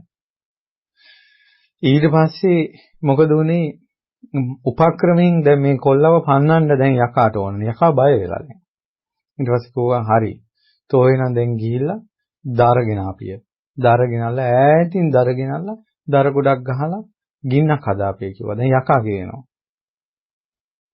අලින් දැන් මෙහෙම කිව්වේ දර ගේන්ට යන අදහසින් ගිහිල්ලා පැනලා යයි කියලා. මහා කොට ගෙනල්ලා ගොඩ ගහනවා. දරලියක් ගෙනල්ලා දාන වාරයක් පාසා රෝම උද්ගමනය වෙනවා යක්ෂයාගේ. ඊට පස්සේ අලින්න සතු කුමාරයා කියනවා බලාපී කිව්වා දාන දරලියක් ගානේ තෝගේ ඇඟේ ලොම් කෙලින් වෙනවා. ඒ යක්ෂය තෝ මොකද බය වෙලා? දැන් මා මේ ගිනි ගොඩ අවුලවන්නද? අර යක්ෂයා කියනවා ඔබ පුදුම මිනිස්සෙක්. මගේ මුළු ජීවිතේට මෙච්චර නිර්භීත කෙනෙක් හම්බ වෙලා නැහැ. ඒ නිසා උඹ වගේ කෙනෙක් මං කෑවොත් එහෙම මගේ ජීවිතේ මගේ හිස හත් කඩකට පැලේ. කුමාරේ මං නුඹට කියන්නේ නුඹ ආයේ රාජ්‍යයට ඵලයක්. රාජ්‍යයට ගිහලා දෙමව්පියෝ සතුටු කරවපන්. රාහුගේ මිදී යන සඳක් වගේ ඔබ මිදී ඵලයක්. ඊට පස්සේ කිව්වා හරි මම යන්නම්. ඒකට මෙහි බලාපන් කිව්වා මං ඔබ දිහා බලාගෙන හිටියා කිව්වා. මම කරන හැම වැඩකින්ම උඹගේ ඇඟේ රෝමෝත්ගමන වෙනවා කිව්වා. මිනිස්සු කරන වැඩවලින් යක්කුන්ගේ ඇඟේ ලොම් කෙලින් වෙන්නේ නැහැ කිව්වා. උඹගේ ඇඟේ ලොම් කෙලින් වෙනවා කිව්වා. යක්ෂයන්ගේ ඇස් ගොඩාක් රතු පාටයි කිව්වා. උඹගේ ඇස් මිනිස් ඇස් කිව්වා. බලාපන්කෝ උඹ ඉන්න තැනට ඉරව්ව වැටෙනවා. උඹගේ හේවණැල්ල වැටෙනවා කිව්වා. යක්ෂයන්ගේ ශරීරයට ඉරව්ව වැටුණාට පස්සේ හේවණැල්ල බිමට වැටෙන්නේ නැහැ කිව්වා. ඒකාන්තයෙන් උඹ යක්ෂයෙක් නෙවෙයි කිව්වා. උඹ මිනිස්සෙක්. අර යක්ෂයා කියනවා නෑ මම මිනිස්සෙක් නෙවෙයි මං යකෙක්. ඊට පස්සේ කිව්වා මම සිහි කරනවා. මම අහලා තිනවා අපේ පරම්පරාවේ අපේ තාත්තගේ පරම්පරාවේ තාත්තගේ වැඩිමහල් සහෝදරයෝ දෙන්නෙක් යක්කු කෑවා. තාත්තට වැඩිමහල් ඊළඟ සහෝදරයා යක්ෂණියක් විසින් අරන් ගිහිල්ලා පෝෂණය කළා කැදේ කියලා අපි පරම්පරාවෙන් අහලා තිනවා කිව්වා. ඒකාන්තයෙන් උඹ තමයි කෙනා මගේ තාත්තගේ වැඩිමහල් සහෝදරයා කිව්වා. කිව්වා මට ඕක කතා කියන්නේ ඒ කතාවලට එයා ගොඩක් බය වුණා. එපා ඔය කතාව මාත් එක්ක කියන්න එපා. ඔය සත්‍ය නෙවෙයි. නෑ මේකමයි සත්‍ය කිව්වා. ඊට පස්සේ කිව්වා උඹ විශ්වාස කරන කවුරු හරි ඉන්නවද? මම කියන එක විශ්වාස කරන්නේ නැත්නම් විශ්වාස කරන කෙනෙක්. ඊට පස්සේ කිව්වා මම මිනිස්සු කෑවට ආන්නර පර්වතයේ ඉන්නවා කිව්වා මහා තාපසීන් වහන්සේ නම ආකාශයෙන් යන්නේ. ඒ තාපසීන් වහන්සේ ඉන්න පැත්තටවත් මං යන්නේ මම මිනිමස් කෑවට ඔහු ළඟට කිට්ටුන්නේ නැහැ. ආයෙ තාපසය ළඟට යන් කිව්වා. දැන් අර පෝරිසාදියයි අලින්න සත්තු කුමාරයයි තාපසය ළඟට යනකොට තාපසීන් වහන්සේ. ඒ තාපසීන් වහන්සේ අපේ සාරිපුත්තයන් වහන්සේ. තාපසීන් වහන්සේ කියනවා බාප්පයි පුතයි දෙන්න කොහෙද යන්නේ කියලා හෙව්වා. එනකොටම කිව්වා බාප්පයි පුතයි දෙන්න කොහෙද යන්නේ කියලා හෙව්වා. ඒතකොටම දෙන්න මුහුණ බලාගත්තා. තාපසීන් වහන්සේ විච්ච සිද්ධිය ඔක්කොම කිව්වා. උඹ මිනිසෙක් කියලා. කලකිරුණා. එකම ජීවිතයේ මිනිසෙක් විදියට ඉපදිලා යකෙක් විදියට ජීවත් වෙන්න උනා. චී කියලා හිතුණා. ඒ වෙලාවෙම දන ගැහුවා තාපසීන් වහන්සේ ළඟ. මාවත් පැවිදි කරව ගන්න කිව්වා. අලිනේ සත්තු කුමාරයා කිව්වා මේ ඔබ එන්න අපේ රාජ්‍යයට. මම පියාට කියලා කුලයෙන් උරුම රාජකමේ ඔබව පිළිගන්නම් කිව්වා. නෑ මට එකම ජීවිතයක චරිත දෙකක් විදිහට ජීවත් වීම මගේ හිත ගොඩාක් පාරවනවා. ඒ නිසා මට මේ සසරෙන් නිදහස් වෙන්න ඕන. මේ දුකෙන් නිදහස් වෙන්න ඕන කියලා පැවිදුණා. එතකොට සංසාරේවත් අඟුලිමාල කාමයට පෙරේත නැහැ. ඒ වගේම තමයි සත්‍ය වැටහෙනකොට ඒ අසත්‍ය පිළිකුල් කරනවා. කෙලෙස් පිළිකුල් කරනවා. සසරේ පුරුදු වෙච්ච දේවල්. අලින සත්තු කුමාරයා රාජ්‍යයට යනකොට මිනිස්සු ඔල්ලුවට සම්දෝනා. ඊට පස්සේ පියාට සියලු විස්තර කියලා චතුරංගනී සේනාව සමග පැමිණලා ඇඟිලි බැඳගෙන යාඥා කළා. කුලයෙන් සම්මත රජකමට එන්න කියලා. ඒ රජකමට ආවේ නැහැ. තාපස ජීවිතය ගත කළා. ඒ යක්ෂයා මරණින් මත්තේ සුගතිය කරා ගියා. ජීවිතේ වෙනස් කරගත්තා. එතකොට මට කියන්න උවමනා වුණේ මේ බලන්න දැන් අපි තුල ඔය ජයද්දිසි ජාතකයේ අඟුලිමාල තමයි පෞරිසාදයා වෙලා ඉපදිලා හිටියේ. පැවිදි වුණේම චරිත දෙකක් නිසා. මේ ධර්ම දේශනාව පටන් ගන්නකොටම මම ඔබට කිව්වා අපේ චරිත බලන්න. ඉස්පිරිතාලේ ඉපදුනේ. දැන් ඉස්පිරිතාලේ අප්පිරියයි. ඉපදුනේ ඉස්පිරිතාලේ. මල මුද්‍රා ගොඩේ ඉපදුනේ. දැන් මුද්‍රා ගඳත් අප්පිරියයි. බඩවැල් කඩාගෙන ඉපදුනේ. අම්මගේ කිරි ටිකෙන් යැපුණේ. අම්මාට තුරුළුනේ. දුක කියාගෙන අම්මා ගාවට ගියේ. පුංචි කාලේ ඉඳලා මට මොනවද කිව්වොත් අම්මට කියනවා තාත්තට කියනවා කියලා ලං වුණේ. වාස්තේ කාලයක් යනවා අම්මා තාත්තා පෙන්නන්න බෑ. චරිත දෙකක්. චරිත දෙකක්.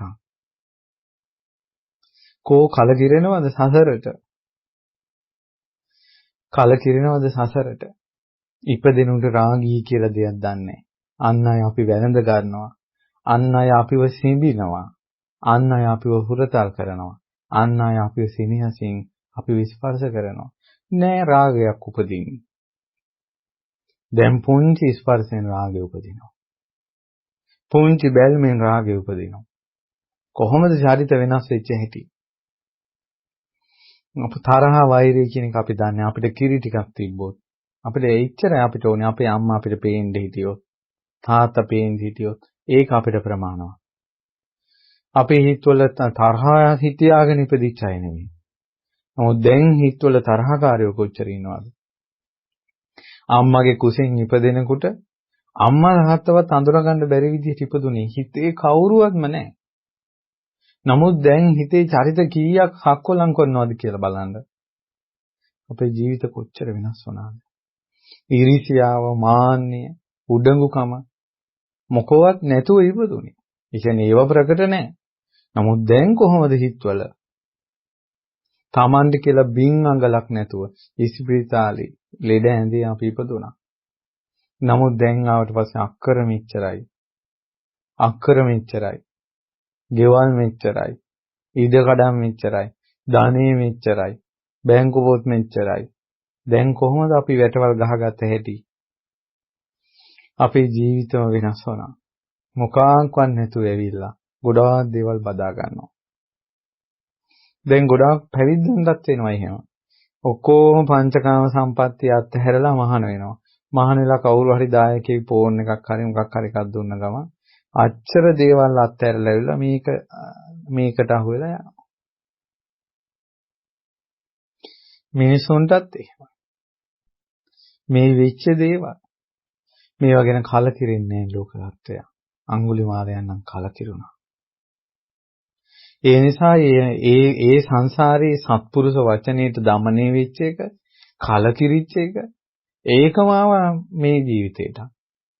පුංචි අහිංසක අම්මාගේ තුරුලේ හිටපු අම්මාගේ ලඳ බොළඳ වචනෙන් සැනසුණ අහිංසක විදුලි කොටන හඬට බය වෙලා අම්මාව වැළඳගත් අහිංසක රැයට රැහැයියන් කෑ ගහන ඊළඟට බස්සන් කෑ ගහන හඬට අම්මාව තුරුළු කරගෙන අයියෙන් බදාගත් අහිංසක තමයි අර මහා කැලේ මහා දරුණු සොරෙක් වුණේ.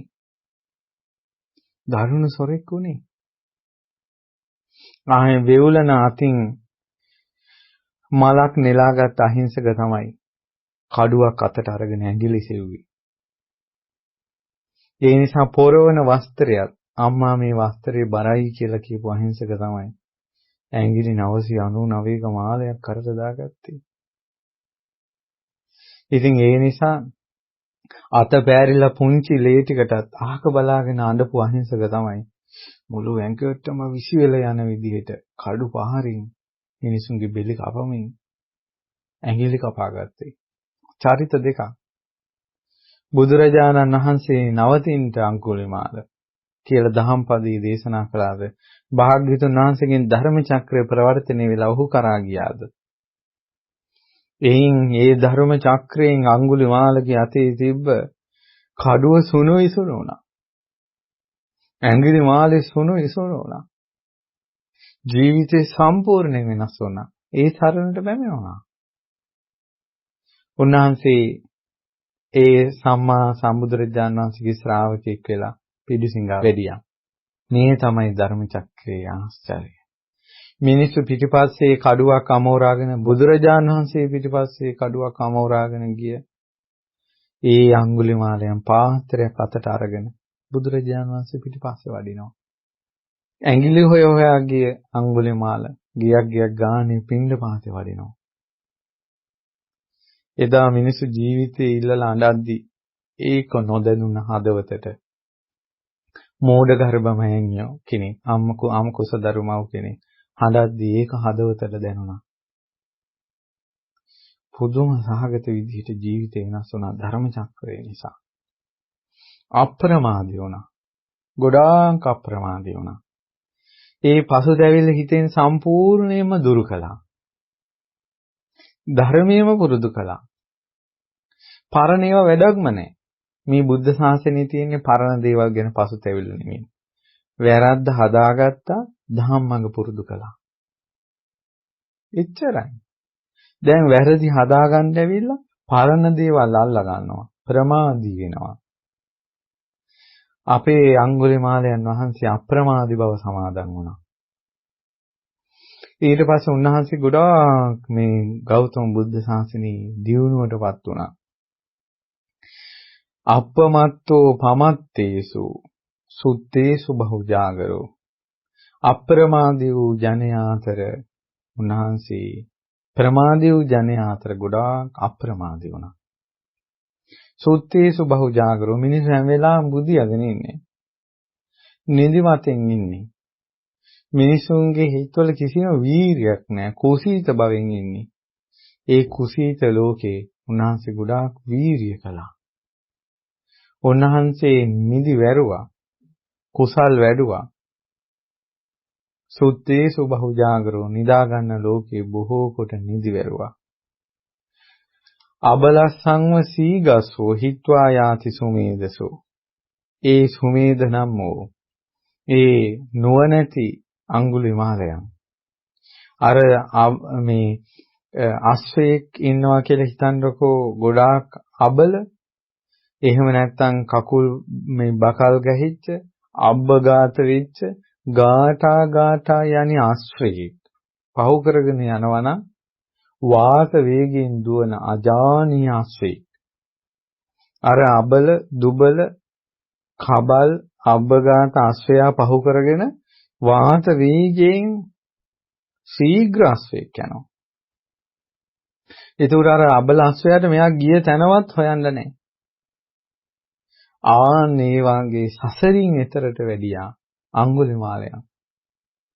ඒ කාලේ කොච්චර ඉඳ ඇතිද මිනි මරණ අය. මේ කොච්චර හොරකම් කරපු අය, කොච්චර මේ වැරදි වැඩ කරපු අය. ඒ අය ගාට අද්දී අප්‍රමාදී වුණ, සරණට පැමිණුණ ධර්මී පීඨ හොයාගත්ත අඟුලිමාලයන් ඒ දුබල අශ්වයෝ පහු කරගෙන ශීඝ්‍ර අශ්වයෙක් වගේ ගියා. අදටත් අපිටවත් කාටවත් මේ දෙවියන් මරුන් බමුණු සහිත ලෝකේ කිසිම කෙනෙකුට අඟුලිමාලයන් ගියේ තැන හොයන්න බෑ. උන්වහන්සේ පරිනිර්වාණයටපත් වුණා. මේ බලන්න අප්‍රමාදී බව. ඒ නිසා හිතේ පසුතැවිලි අත්හරින්න ඕන. හිතේ පරණ වැරදි සිහි කර ඉන්නව අත්හරින්න ඕන.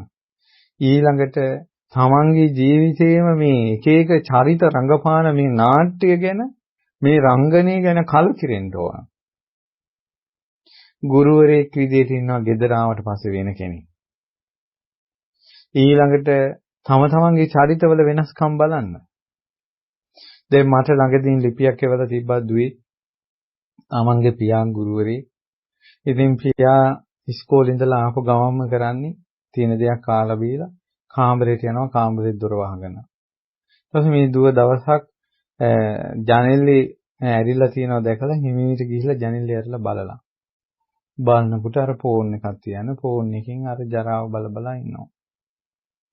එතකොට අර මේ කාමයට අහුවුන මේ ළමේ ෆෝන් එකක් බලා යම් විදිහට පෙරේත වෙනවද? ඒ වුන්ට උගන්වන ගුරුවරු ඒ වගේ ෆෝන් එකක් බලාගෙන පෙරේත වෙනවද? ඔවුන් අතර මොකද්ද තියෙන වෙනස? නමුත් ගුරුවරයෙක් විදිහට පෙනී ඉන්නවා. තාත්තා කෙනෙක් විදිහට පෙනී ඉන්නවා. අම්මා කෙනෙක් විදිහට පෙනී ඉන්නවා. මොනවද මේ චරිත? මොකද්ද මේ රංගනය? මේ රංගනය ගැන කලකිරෙන්නේ නැද්ද? මේ ජීවිත අවසානයේ කෙලවර වෙන්නේ කොහෙන්ද? මේ ධර්ම චක්‍රයේ ඔබ තුලට පමුණවා ගන්න නැද්ද? මේ ධර්මයේ චක්‍රයෙන් අපේ සසර ගමන සිඳින්ට දක්ෂතාවයේ තියෙද්දි ඇයි අපි පිහිටක් සොයාගන්නේ නැත්තේ? ඒ නිසා පුදුම සහගතයි ගුරු ගෞරවයෙන් සිතාගත නොහැකි තරම් ගුරු ගෞරවයක් තියෙනවා. සිතාගත නොහැකි තරම් සිත දමනය කරපු. සිතාගත නොහැකි තරම් ඉවසපු. සිතාගත නොහැකි තරම් කරුණාවකින් යුතු ඒ අඟුලිමාල මහරහතන් වහන්සේගේ ශ්‍රී නාමයට තමයි ශ්‍රී අඟුලිමාල මහා සෑරජානන් වහන්සේ දුන්නේ. ශ්‍රී අඟුලිමාල ශ්‍රී නාමයට ලෝකෙ සලිත වෙලා යනවා. යක්ෂයන්ගේ, අමනුෂ්‍යයන්ගේ, දෙවියන්ගේ ලෝක සලිත වෙලා යනවා මේ අඟුලිමාල නාමයට. ඒ ශ්‍රී නාමයට තමයි අඟුලිමාල මහා සෑරජානන් වහන්සේ අඩි 100 ගණනකට වැඩියෙන් ඉදිවුනේ.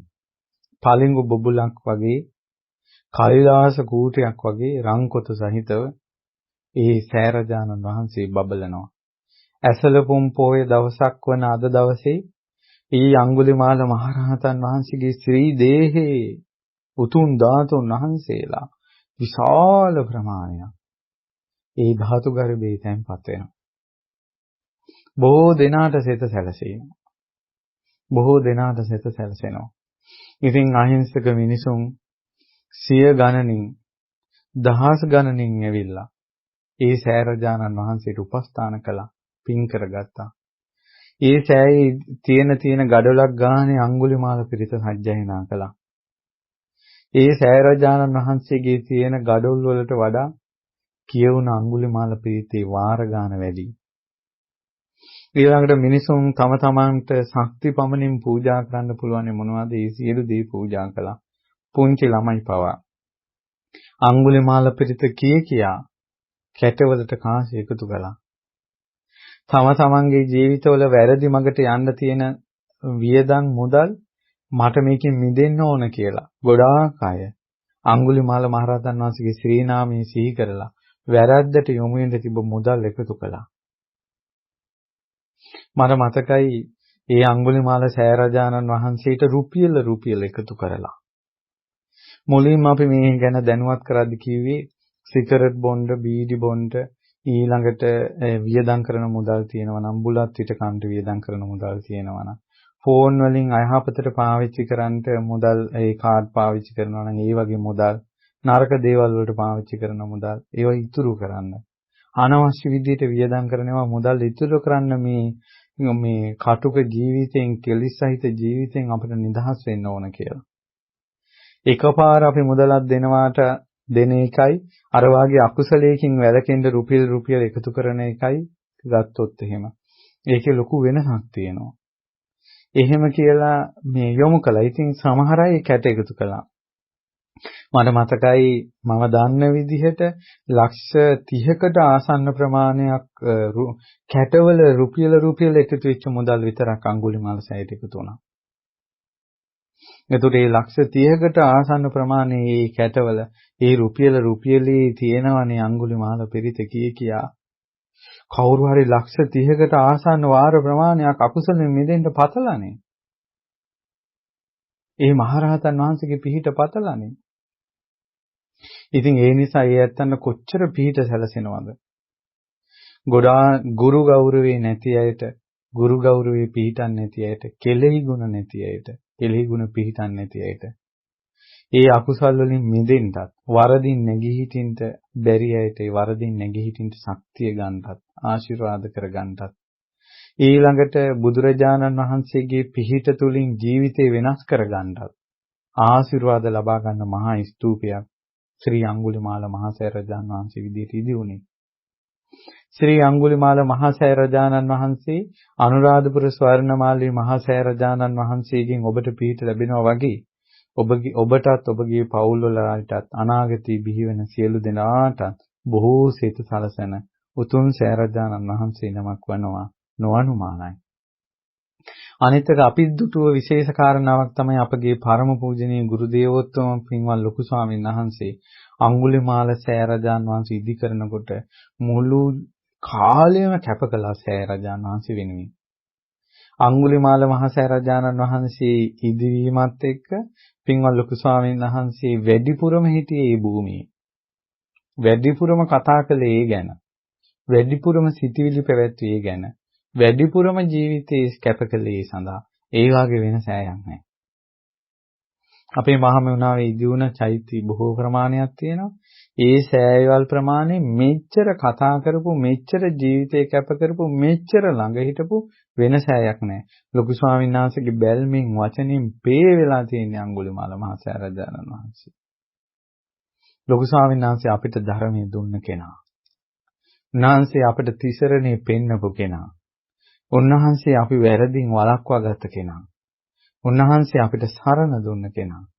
උන්වහන්සේ අපේ කල්යාණ මිත්‍රයන් වහන්සේ.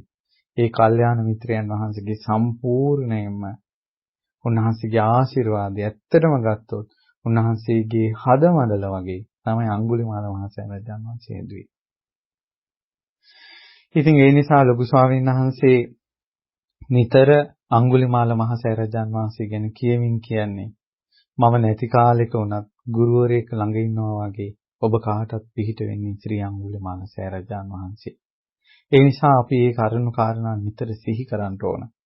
ඒ නිසා අඟුලිමාල මහ සෑරජානන් වහන්සේගේ මේ ස්තූපයේ කටයුතු ධාතු නිධානයත් ඒ වගේම ඒ අනුභවයත් අපි එක හිතින් අනුමෝදන් වෙන්න ඕන. සමහර කෙනෙකුට මේ පින්කමට මේ ලෝකයේ තියෙන අද කාලේ තියෙන සත්‍යෙත් එක්ක සහභාගී වෙන්න බැරුව ආවෙන්න පුළුවන්. නමුත් අපිට ස්වර්ණමාලී මහ සෑරජානන් වහන්සේගේ ධාතු නිධානයේ හෝ ඒකෙදින් අපි හිටියේ නැහැ. නමුත් සෑරජානන් වහන්සේගෙන් පිහිට ගන්න අපිට ඒක බාධාවක් නෙවෙයි. ඒ වගේ අඟුලිමාල මහ සෑරජානන් වහන්සේගේ සියලු විහාර කර්මාන්තේ අවසන් වෙලා මේ ලංකාවේ සිටින සියලු දෙනාට එක දවසේ වන්දනා කරගන්න දවසක් උදා වේවි. ඉතින් ඒ නිසා ඒ වගේම අඟුලිමාල මහ සෑරජානන් වහන්සේගේ ධාතු නිධානයේ සියලු කටයුතු අවසන් කියලා නෑ. ඒ අඟුලිමාල සෑරජානන් වහන්සේගේ සෑ භූමියේ තව වැලි ඇතිරෙන කටයුතු, ප්‍රාකාරයේ කටයුතු, ඒ වගේම අවට විහාරවල කටයුතු තිබෙනවා. ඉතින් ඒ නිසා ඔබ උදව් කළොත්, ඔබ සහසම්බන්ධ වුණොත්, සහසම්බන්ධ නොවුන අය සම්බන්ධ කළොත්, ඒ කටයුතුත් අපට අවසන් කරලා ඉදිරියේ සියලු කටයුතු අවසන් කරගන්න පුළුවන්. ඉතින් අඟුලිමාල මහ සෑරජානන් වහන්සේගේ භූමියේ අවුවෙන් වැස්සෙන් පීඩා නොවෙන්න සෑරජානන් වහන්සේගේ භූමියේ වෙනම සෙවණ මණ්ඩපයක් ඉදි කරලා තියෙනවා. තුන් තේවාව කිරීම පිණිස වෙනම හේවිසි මණ්ඩප ඉදි කරලා තිබෙනවා.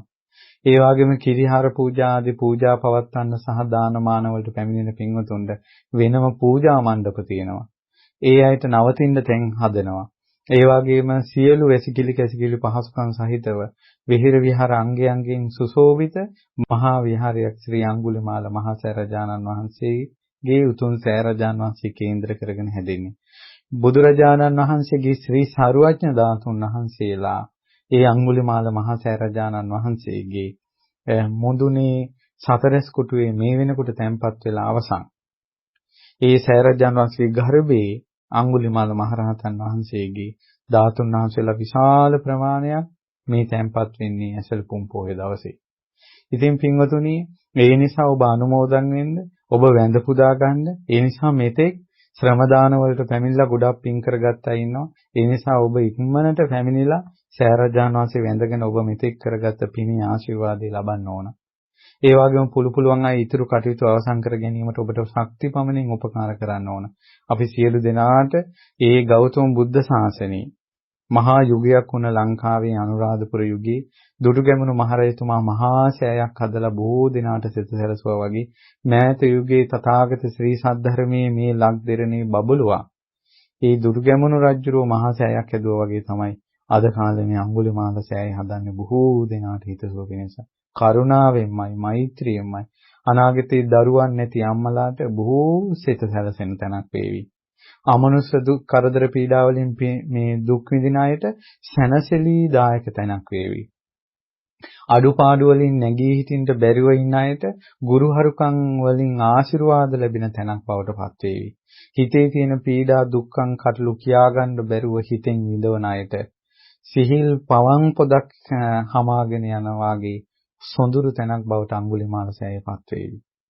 ඒ නිසා අපගේ පරම පූජනීය ගුරු දෙවිඳුන්ගේ පූර්ණ ආශිර්වාදයෙන් රැකවරණේ සහ ඒ ලොකු ස්වාමීන් වහන්සේගේ අනාගතයේ පිළිබඳව තියෙන ආරක්ෂිත වැඩපිළිවෙලක් විදිහට ගෞතම බුද්ධ ශාසනයේ එක්තරා සම්දිස්ථානයක් විදිහට ශ්‍රී අඟුලිමාල සෑරජානන් වහන්සේ ඉදිවෙන්නේ. ඒ නිසා බොහෝ දෙනාට හිතසුව පිණිස පවතින ලෙස ඉදිවන ශ්‍රී අඟුලිමාල මහා සෑරජානන් වහන්සේගේ අනුහසින් ඔබ සියලු දෙනාට සෙත් වේවා කියලා එකසිතින් ආශිර්වාද කරනවා. ඒ වගේම ශ්‍රී අඟුලිමාල මහා සෑරජානන් වහන්සේ නමක් බිහි වුණේ අඟුලිමාල මහරහතන් වහන්සේ කියලා රහතන් වහන්සේ නමක් බිහි වෙච්ච නිසා. ඒ අඟුලිමාල මහරහතන් වහන්සේ නමක් බිහි වුණේ උන්වහන්සේට බුදුරජාණන් වහන්සේ මුණ ගැහිච්ච නිසා. උන්වහන්සේට බුදුරජාණන් වහන්සේ මුණ ගැහිච්ච නිසා කුමක්ද හම්බුනේ? ධර්ම චක්‍රය. මේ චතුරාර්ය සත්‍ය ධර්ම ප්‍රකාශිත යුතුන් ශ්‍රී සද්ධර්මය. එදා ඇසළ පුන් පොය දවසක බාරාණසි ඉසිපතනේදී ප්‍රවර්තනය වෙන්න ආරම්භ වූ ඒ උතුම් ධර්ම චක්‍රය අඟුලිමාලයන්ගේ ජීවිතේ කරාද පැමිණුණා. උන්වහන්සේගේ සංසාර ගමනද කැඩී ගියා. උන්වහන්සේ අරහත්ත්වයටපත් වුණා. කල්පයක් පවතින තේජසින් යුතු අපගේ ආර්ය වූ අඟුලිමාල මහරහතන් වහන්සේගේ ශ්‍රී නාමයට ඒ උතුම් ආනුභාවයට ඒ උතුම් තේජසට ඒ තේජසින් යුක්තව ඒ තේජස ආනුභාවයේ සම්පින්දණය කළාසේ ඒ සෑදූ ශ්‍රී අඟුලිමාල මහා සෑරජාන් වහන්සේගේ අනුහසින් නැවත නැවතත් ඔබට සිත ප්‍රාර්ථනා කරනවා. ඒ උතුම් ධර්ම චක්‍රය ඔබගේ ජීවිතය තුළටද පමුණවා ගනිත්වා.